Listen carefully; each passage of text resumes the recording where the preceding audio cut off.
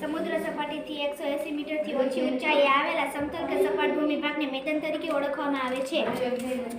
જ્યાં ભૂમિનો ભાગ ચાર બાજુ જળવિસ્તારથી ઘેરાયેલો હોય છે તેને ટાપુ તરીકે ઓળખવામાં આવે છે.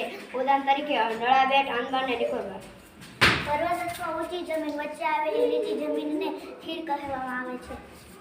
આસપાસની જમીન કરતાં ઊંચો અને સમતલ વિસ્તાર એટલે ઉચ્ચ પ્રદેશ.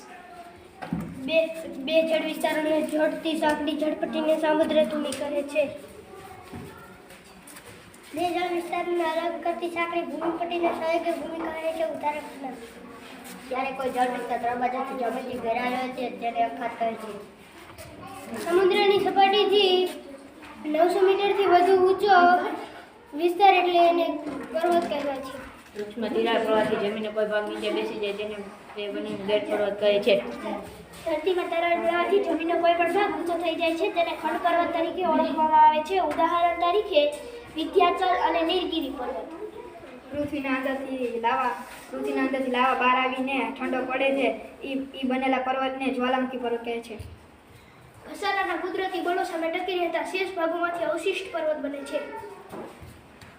ઉપસાગર મહાસાગર જળ ભાગનું થોડોક એટલે ઉપસાગર દાંત જે ભૂમિ ભાગને ત્રણ બાજુ સમુદ્ર અને એક બાજુ જમીન વિસ્તારથી જોડાયેલો હોય તે ભૂમિ ભાગ તેને દ્વીપકલ્પ તરીકે ઓળખવામાં આવે છે. ઉદાહરણ તરીકે દક્ષિણ ભારત અને સૌરાષ્ટ્ર. ભૂસી એટલે ભૂમિનો લાંબો છેડો જે જળભાગમાં ફેલાયેલો હોય છે તેને સમુદ્રની રેખા સંજ્ઞા પણ આપી શકાય છે.